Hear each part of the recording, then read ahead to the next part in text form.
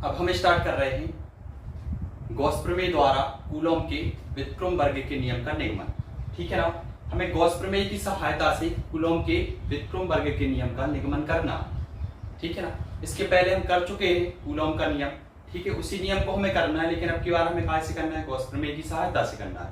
और इम्पोर्टेंट है, एग्जाम में आता भी है ये वाला क्वेश्चन, कई बार पूछा गया है कि गॉस प्रमेय की सहायता से कूलॉम के व्युत्क्रम वर्ग का नियम निगमित कीजिए। ठीक है, इसका हमें व्यंजक करना है। तो देखो, सबसे पहले चीज, इसके पहले हमने तीव्रता वाला हम कर चुके हैं गॉस प्रमेय की सहायता से, थोड़ा बहुत उसी जैसा है, थोड़ा सा चेंज होगा बस इसमें, बाकी सेम वही रहने वाला है। ठीक है, हमने क्या पढ़ा था, तो एक बार और देख लो फिर से, जिनने नहीं देखा है पहले। ठीक है, और जिनने पिछली वीडियो नहीं देखी है वो पहले क्या करें, सबसे पहले पहली वीडियो से देखना स्टार्ट करें, क्योंकि जो फिजिक्स का कॉन्सेप्ट होता है वो शुरू से यदि तुम समझोगे तभी तो हमें बात का समझ में आएगा। ठीक है, क्योंकि बहुत सी चीजें ऐसी होती है जो हम शुरू में पढ़ चुके हैं, उसके बाद यहाँ पे यूज होती है तो वो हमें समझ में नहीं आता। ठीक है, तो जिनने भी पिछली वीडियो नहीं देखी, सबसे पहले वो पिछली वीडियो देखें। ठीक है, सबसे पहली चीज क्या है, देखो क्या हम मान के चल रहे हैं कि माना कि बिंदु O पर कोई प्लस क्यू आवेश रखा है। ठीक है ना, माना कि बिंदु O पर कोई प्लस क्यू आवेश रखा है, इससे r दूरी पर कोई बिंदु P स्थित है। ठीक है, हम मान के चल रहे हैं ये बिंदु P स्थित है, कितनी दूरी पे, r दूरी पे, जिस पर विद्युत क्षेत्र की तीव्रता कितनी है, E वेक्टर है। ठीक है ना, तो हमने पिछली वीडियो में भी देखा है। ठीक है ना, क्या लिखना है, सबसे पहले हमें लिखना है, माना कि बिंदु O पर कोई प्लस क्यू आवेश रखा है, इससे r दूरी पर कोई बिंदु P स्थित है, जिस पर विद्युत क्षेत्र की तीव्रता E वेक्टर है। ठीक है, इसके बाद क्या लिखना है हमें, O को केंद्र तथा R को त्रिज्या मानकर, O को हम केंद्र मानना है और R को क्या मानना है, त्रिज्या मानना है, और एक काल्पनिक गोला बना रहा है। ठीक है ना, O को केंद्र तथा R को त्रिज्या मानकर एक काल्पनिक गोला जिसका नाम क्या है, S, एक काल्पनिक गोला S बनाते हैं। अब देखो S जो है, ये काल्पनिक गोला बनाया है हमने, तो ये क्या होगा, ये गॉसियन पृष्ठ होगा, क्योंकि इसके अंदर क्या है, प्लस क्यू आवेश रखा है, और प्लस क्यू आवेश के कारण क्या होता है, इससे जो विद्युत बल रेखाएं निकलती हैं वो कैसी होती है, लंबवत निकलती हैं, बाहर की ओर लंबवत निकलती हैं, मतलब क्या होगा जी, गॉसियन पृष्ठ होगा। तो हमें पता है गॉसियन पृष्ठ के कारण, तो हमें इधर लिखेंगे गॉसियन पृष्ठ से निकलने वाला विद्युत फ्लक्स, गॉसियन पृष्ठ से निकलने वाला विद्युत फ्लक्स, गॉसियन पृष्ठ से निकलने वाला विद्युत फ्लक्स,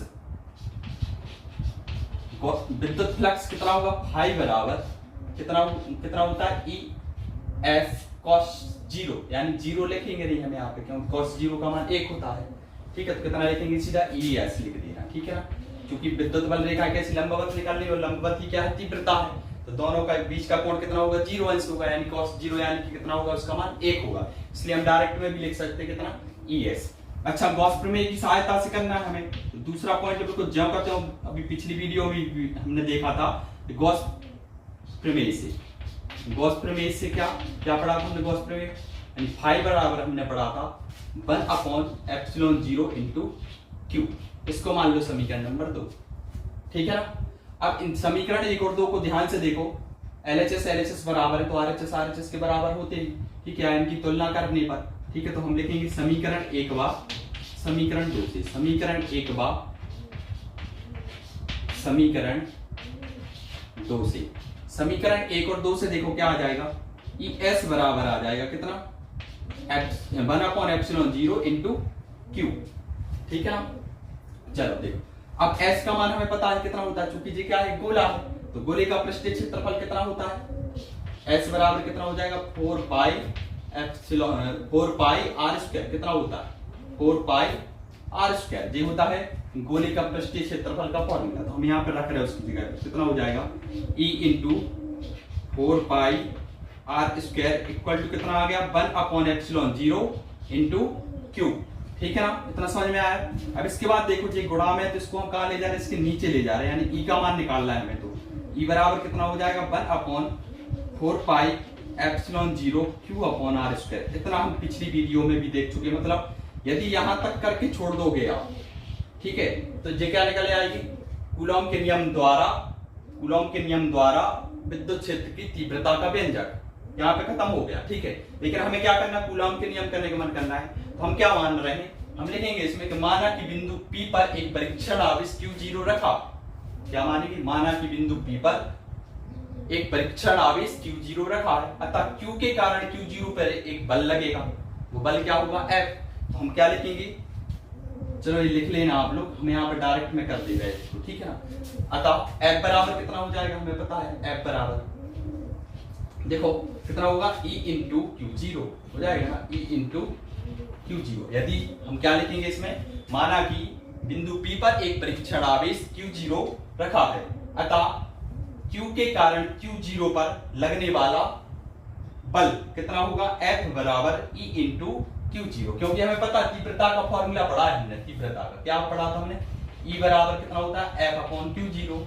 इसी से देखो F का मान निकालना है, तो हम क्या करेंगे, इसका तरह गुणा कर लेंगे, तो ये इसका सूत्र बन जाता है। E का मान समीकरण 3 में हमारे पास है, क्या है देखो, तो उसका मान रख रहे हैं समीकरण 3 से। E का मान है 1 upon 4 pi epsilon 0 Q upon R square, और इनटू में क्या है Q0। ठीक है ना, इसको हम थोड़ा जमा के लिख दे रहे हैं, तो कितना आ जाएगा, F बराबर यहाँ लिख देना समीकरण 3 से, समीकरण 3 से मान रख दिया हमने। ठीक है ना, देखो ये बन जाएगा 1 अपॉन 4 पाई एप्सिलॉन 0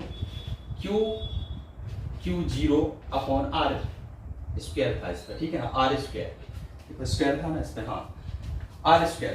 तो ये क्या हो गया, कूलॉम का नियम हो गया, पढ़ा है हमने कूलॉम का नियम पहले, इतना होता है 1 upon 4 pi epsilon 0 Q0 upon R square. लेकिन इसको और भी चाहो तो हम क्या लिखेंगे, सूत्र से स्पष्ट है कि, हाँ लिख देना, सूत्र से स्पष्ट है कि, सूत्र से स्पष्ट है कि कितना F है, जो देखो अपन देख रहे हैं F है जो Q0 Q के क्या है, गुणनफल के कैसा है, अनुक्रमानुपाती है। तो हम लिखेंगे समानुपाती Q1 Q2, या Q0 और Q और Q0 के क्या है, समानुपाती। और का F है जो R स्क्वायर के कैसा है, व्युत्क्रमानुपाती, यानी 1 अपॉन R स्क्वायर लिख सकते इसको। यही जो टोटल है ये क्या है, कूलॉम का नियम। क्योंकि हमें पता है कि यदि दो आवेशों को एक दूसरे पर,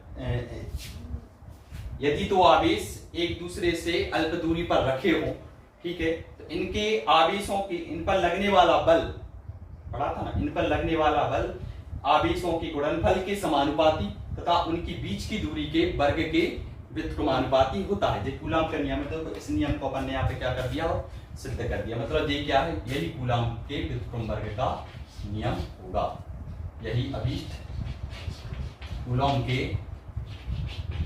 यही अभीष्ट कूलॉम के व्युत्क्रम वर्ग का नियम है। ठीक है ना, ये हो गया क्या ना,